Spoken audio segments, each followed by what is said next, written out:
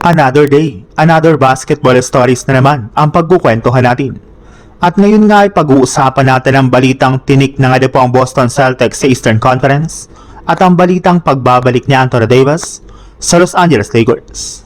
Bago pa man nga po magsimula ang season ay marami na nga pong mga analyst ang nagsabi na hindi makakapag-compete ng maayos ang Boston Celtics sa kampyonato since napakadaming key players nga po ang nawala sa kanilang lineup ng nagdaang off-season. Pero lahat nga po ng mga expectation ng mga analyst at fans ay nilampasan ng Boston matapos nga po silang makaangat ngayon bilang ika-second seed sa Eastern Conference. May pagkakataon pa nga po sila na makaangat sa first seed kapag naipanalo nga po nila ang lahat ng kanilang mga natitirang laro sa regular season.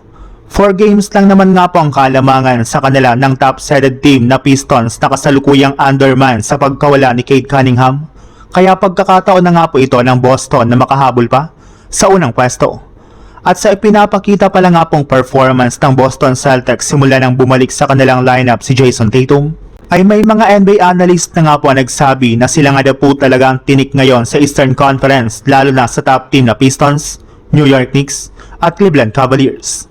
Sa ibang balita naman, matapos nga po na hindi maglaro si Luka Doncic sa Lakers sa kanilang game laban sa Washington Wizards, ay nag-step up nga po agad ang halos lahat ng kanilang mga players sa paunguna na LeBron James na maagang umarangkada sa laban sa pagtatala nga po niya dito ng triple-double at si Austin Reeves na napaka-agresibo nga po sa opensa sa pagkawala ni Luka. Nagkaroon na rin naman nga po dito ng pagkakataon na makapagpakitang gilas ang iba nilang mga players kagaya na lang nila DeAndre Ayton, Jackson Hayes at maging si Luke Kennard. Pero ang pinaka-pinag-usapan ba naman nga po sa naging laro ng Lakers laban sa Wizards ay ang pagkikipag-reunite ni Anthony Davis sa kanyang mga dating teammates sa Los Angeles Lakers. Hindi nga po kagaya noon ay nakikipagnitian na nga po ito sa kanyang mga dating kakampi at hindi na nga po siya ganon ka-emosyonal. Nakikipagkulitan at nakikipagkamustahan pa nga po ito sa kanyang mga dating teammates bago at sa pagtatapos ng kanilang laban. At dahil nga po dito ay marami na nga po mga fans ang naniniwala na hindi pa rin naman nga po talaga sarado ang posibilidad na bumalik si Anthony Davis sa Lakers sa mga susunod na taon.